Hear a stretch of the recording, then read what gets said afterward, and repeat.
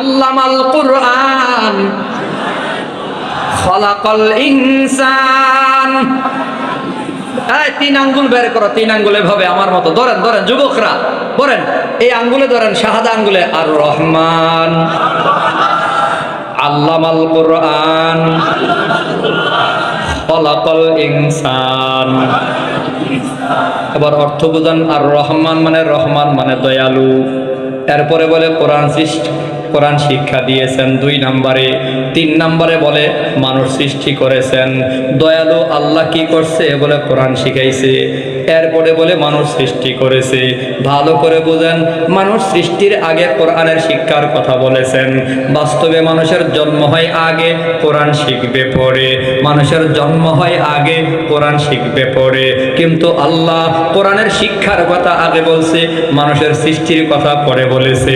মুফাসসিরিনে কারাম বলে আল্লাহ বুঝাইছেন, মানুষের ঘরে জন্ম নিলেই মানুষ হয় না, মানুষ হওয়ার আগে কোরআন শিক্ষা করা লাগে। কোরআন শিখন লাগে। কেমনে বুঝাইতাম? এই একটা যুবক আমেরিকা, কানাডা, লন্ডন সব জায়গায় পড়াশোনা করছে। আপনার এলাকায় আসার পরে আপনি তারে জিজ্ঞাইছেন, আচ্ছা বল, মা এবং ছেলের মধ্যে বিয়ে হালাল না হারাম? সে বলল জানি না। আচ্ছা, আপনারা জানা থাকলে জবাব দিয়েন, আপন মা ছেলের মধ্যে বিয়ে হালাল না হারাম? এরকম অনেক হারাম আছে, একটা হারাম জিজ্ঞাসা করলাম, মা ছেলে বিয়ে হালাল না হারাম?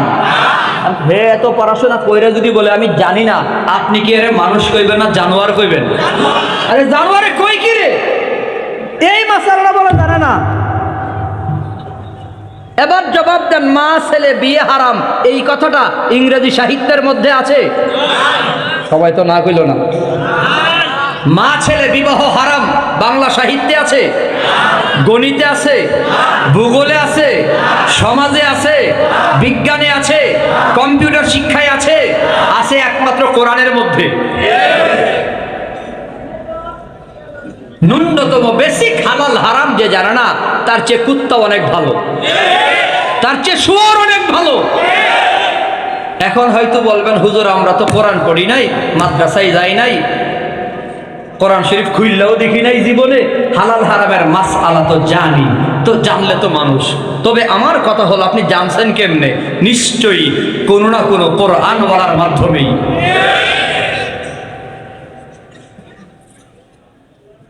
মা ছেলে বিয়ে হারাম জানছেন কোরআন বলার মাধ্যমে, হয়তো মাহফিলে না হয় মসজিদে।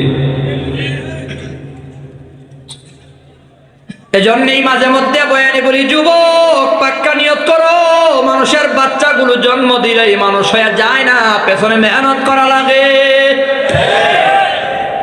কেমনে মেহনত করা লাগে, কেমনে? থানবী রহমাতুল্লাহি আলাইহি নবীর হাদিসগুলা পড়ে বয়ান করে সংক্ষিপ্ত বলে দেয়, মানুষের আল্লাহ বাচ্চা দিল, এবার বাচ্চার হাতে নিয়ে ডান কানে আযান দিবা, বাম কানে ইকামত দিবা। ও মানুষ, তুমি বাচ্চার মালিক হয়ে গেছো, তাহানে করবা। তোমার বাচ্চার জীবনের প্রথম খাবার কোনো একজন বুজুর্গের মুখের চাবানো ফলের রস তোমার বাচ্চারে খাওয়াইয়া দাও। মানুষের বাচ্চারে মানুষ বানাবার জন্য বান্দা 7 দিনের মাথায় চুলগুলো কামাইয়া ওজন করো, বিনিময় রূপা সাদাকা দাও, তৌফিক হয় সাদাকা করো। 7 দিনের মাথায় ভালো একটা নাম রাখো, নাম রাখবা আব্দুল্লাহ, আব্দুর রহমান, আব্দুল করিম, আব্দুল সত্তার, নাম রাখবা মুহাম্মদ। কিন্তু দুঃখ, আজকে মুসলমানের সমাজে নাম রাখে সেন্টু, মিন্টু, নান্টু, হয়ে গেছে গা হুমায়ুন রশিদ চত্বরের শুল্টু। আসেনি এমন নাম? হাদিসে আসছে নামের প্রভাব পড়ে, নামের প্রভাব পড়ে, নামের সাথে কাম মিল্লা যায় মাঝে মধ্যে। নাম রাখছে ডিপ জল, কই সানডে মানডে পুলুস। এক মুরব্বী আইসা হুজুরের কাছে দোয়া চাইছে, হুজুর একটু দোয়া করেন। কি দোয়া? কই আমার ছেলের চান্দি গরম, মেজাজটা গরম। তো হুজুরে জিজ্ঞাসা করছে, নাম রাখছস কি? কই নাম রাখছে আগুন। কি নাম? এই যুবকরা জবাব দাও, আগুন ঠান্ডা না গরম? হুজুরে কয়, শালার বেটা, আগুন নাম রাখছস, তুরে যে পুরা দিছে না, মাদ্রাসায় 10,000 টাকা সদকা করে যা। আরেক মুরব্বী এসে বলে, হুজুর একটু দোয়া করেন আমার ছেলের জন্য। কি হয়েছে? অস্ত্র মামলায় জেলখানার আসামি জামিন হয় না, হুজুর জিজ্ঞাসা করছে নাম রাখছো কি? কই নাম রাখছি বুলেট। মুসলমানের নাম উল্টা পাল্টা আছে না নাই?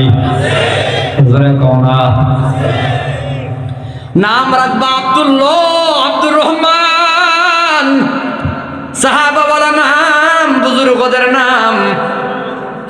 এ মুসলমান যুবক ভাই, আকিকা করো, আল্লাহ তৌফিক দিয়েছে, ছেলে হয়তো দুইটা, মেয়ে হয়তো একটা, খাসি জবাই করো। অনেকে প্রশ্ন করে হুজুর মেয়েদের বেলায় একটা কেন, ছেলেদের বেলায় দুইটা কেন? এখানে মেয়েদের ঠকানো হইল। চিকিৎসা বিজ্ঞান বলে না, রোগ প্রতিরোধ ক্ষমতা ছেলেদের চেয়ে মেয়েদের বেশি। রোগ সহ্য করবার ক্ষমতা, ঠান্ডা সর্দি কাশি গরম সহ্য করবার ক্ষমতা পুরুষের চেয়ে মহিলার বেশি। হ্যাঁ, শীতকালে গভীর রাতে ঠান্ডা পানি দিয়া চাল ডাল ধুইয়া রান্না কইরা জামাইরে কম্বলের নিচ থেকে উঠাইয়া গরম পানি দিয়ে উজু করাইয়া খাওয়াইয়া দেয়। এরপরে কি আরামের খাবার! আর বিবি আবার এগুলারে ঠান্ডা পানি দিয়া ধুইয়া টুইয়া শেষে কোন রকম খায়, কোন রকম ঘুমায়। তিন বেলা রান্না করে আগুনের সামনে দাঁড়াইয়া।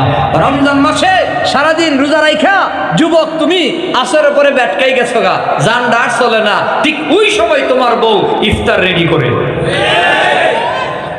ঠিক নেই? এই যে সক্ষমতা, ধৈর্য ধরার ক্ষমতা, রোগ প্রতিরোধ ক্ষমতাও মহিলাদের বেশি। আল্লাহু আকবার বলেন। চিকিৎসা বিজ্ঞান এখানে সম্মতি হয়েছে, হ্যাঁ পুরুষের জন্য দুইটা আর মহিলাদের জন্য একটা হলে ঠিকই আছে। আল্লাহ তোমার বাচ্চা দিছে, মানুষের সন্তান মানুষ কেমনে বানাইবা বলে 1.5 বছর। এবার তোমার বাচ্চার জবানে লা ইলাহা ইল্লাল্লাহ চালু করে দাও। ও মুসলমান যুবক, 3 বছর 4 বছর বয়সে তুমি কি পড়াইবা? ইকরা বিসমি রাব্বিকাল্লাযী খালাক। আল্লাহর নবীর জিবরাইল কয় রবের নামের পড়া পড়েন। তো মুসলমানের সন্তানের প্রথম পড়া হবে রবের নামের পড়া। না না, আমরা তো পড়াই হাট্টি মাটিম টিম টিম, তাদের খাড়া দুটো শিং, তারা মাঠে পারে ডিম। আসেনি? যুবকরা তোমরা সারা জীবন শুনছো, মুরব্বীরা আরো শুনছে, শিং আছে, ডিম দেয়, এমন কোন প্রাণী জগতে আছে?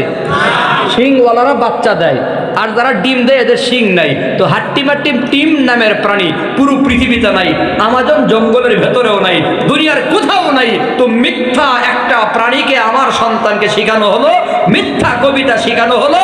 এ কারণেই তো বাংলাদেশের সন্তানগুলোকে মিথ্যা কবিতা শিখাইয়া তাদেরকে বড় করার কারণে 1000 কোটি টাকা সচিবালয়ে বসে, মন্ত্রণালয়ে বসে চুরি করে আর কানাডা, আমেরিকা, লন্ডন পাঠিয়ে দেয়। এরপরে ব্রিফিং দেয় আমাদের আমলে কোনো দুর্নীতি নাই, আমরা দুর্নীতি মুক্ত বাংলাদেশ গড়তে চাই। এ হইল 1 নম্বরের সুর। সারা জীবন দুর্নীতি কইরা এখন হলো দুর্নীতি দমন করো।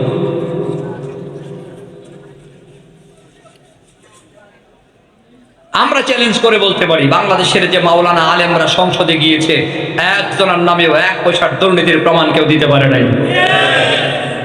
মুফতি আমির নামে 1 পয়সার দুর্নীতি নাই। আল্লামা সাঈদীর নামে 1 পয়সার দুর্নীতির প্রমাণ নাই। মুফতি ওয়াক্কাস সাহেবের নামে, শাহিনুর পাশা সাহেবের নামে 1 টাকার দুর্নীতির প্রমাণ এখনো পর্যন্ত কেউ দিতে পারে নাই। আলেমরাই ক্ষমতায় গেলে কেবল দুর্নীতি করবে না, আর বাকি সবাইকে দেখার শেষ। এজন্যই আলেম ওলামারা বলে, আমাদের মুরব্বীরা বলে, সব দেখলাম, আলেমদের দেখার বাংলাদেশ। সব দেখা শেষ, একবার অন্তত দেখার দরকার, আলেমদের যাচাই বাছাই করার দরকার। কথা বলেন ঠিক কিনা? থাকবো তো ইনশাল্লাহ। কারা কারা আলেমদের পাশে থাকবো হাত দেখি। লিল্লাহি তাকবীর, নারে তাকবীর। আলেম ওলামা যেখানে, আলেম ওলামা যেখানে। আল্লাহ কবুল করেন, সবাই বলি আমিন। আমার কথা শেষ না হইলে ফাঁকি দেওয়া কষ্ট নিয়েন না। আমি মাঝে মধ্যেই বলি, আমাদের আলেমদের মার্কাগুলো হুজুর চিন্তা করলাম, রিক্সা, যেমন আমার মার্কা হলো রিক্সা, রিক্সার গতি কম। রিক্সার কি গতি বেশি না কম? অটো লাগাই থাকলেও মোটামুটি একটা মোটর থাকলেও গতি বাড়াইয়া তাড়াতাড়ি যাইতাম। হাত পাখার বাতাস কম। দাড়ি পাল্লায় মাপতে সময় লাগে বেশি, ঠিক নেই? আমি ধানের শীষের বিপক্ষে না, আমি সব মাহফিলে বলি আগামীর বাংলাদেশ এইভাবেই গঠন করা দরকার। ধানের শীষের যে প্রার্থী ভালো মানুষ, হাত পাখার যে প্রার্থী ভালো মানুষ, দাড়িপাল্লার যে প্রার্থী ভালো মানুষ, রিক্সা, দেওয়ালগড়ি, খেজুর গাছ, বট গাছ, যে কোনো মার্কা নিয়ে আসুক, ট্রাক মার্কা নিয়ে আসুক, মাজলুম ভালো মানুষ, দেশের মায়া আছে, দেশের মহাব্বত আছে, দেশের ভালোবাসা আছে, দেশ থেকে পালায়া যাবে না, বিদেশে থাকবে না, এমন ভালো মানুষ যে দল থেকে আসুক আমরা তাকেই সংসদে পাঠাবার চেষ্টা করব। এই জন্য আমি যেটা ধারণ করি, সব দলের ভালো মানুষগুলো যদি সংসদে যেতে পারে তাহলেই আগামীর বাংলাদেশ হবে ভালো একটা বাংলাদেশ। এজন্য আমরা মার্কা দেখা ভোট দেব না, আমরা প্রার্থী দেখা যাচাই বাছাই করে ভোট দেব। ঠিক আছে নি? ইমাম সাহেব রাখবেন কি পাঞ্জাবি টুপি দাড়ি দেখা না যোগ্যতা দেখা? কথা কয় না। অতএব আমরা যেখানে সেখানে ভোট দেব না, ভালো মানুষকে ভোট দেব। কারে ভোট দেবেন কোনো মার্কার কথা আমি বললাম না, আপনার বিবেককে জিজ্ঞাসা কইরা আগামীর বাংলাদেশ বিনির্মাণে ভালো মানুষের পক্ষে থাকবো। ঠিক আছে তো ইনশাআল্লাহ? আল্লাহ কবুল করেন, সবাই বলি আমিন।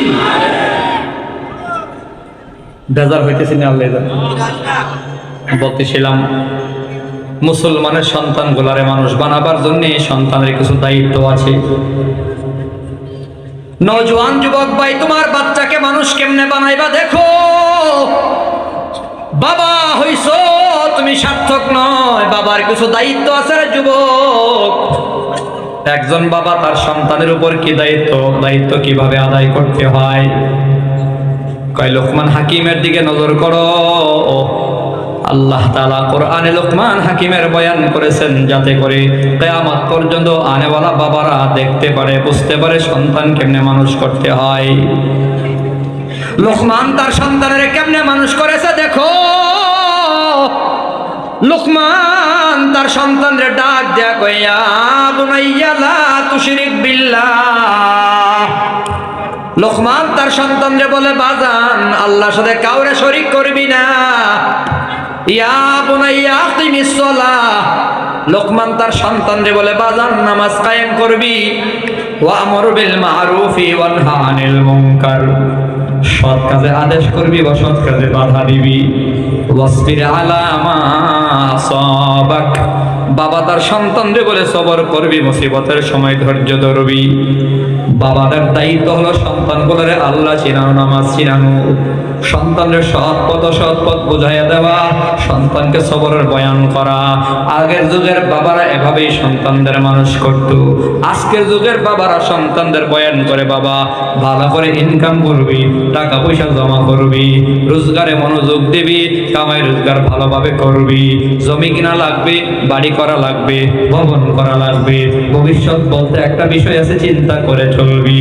আজকের যুগের বাবারা সন্তানদের ভাবেই বড় করে, আগের যুগের বাবারা সন্তানদের আল্লাহ চিনায়।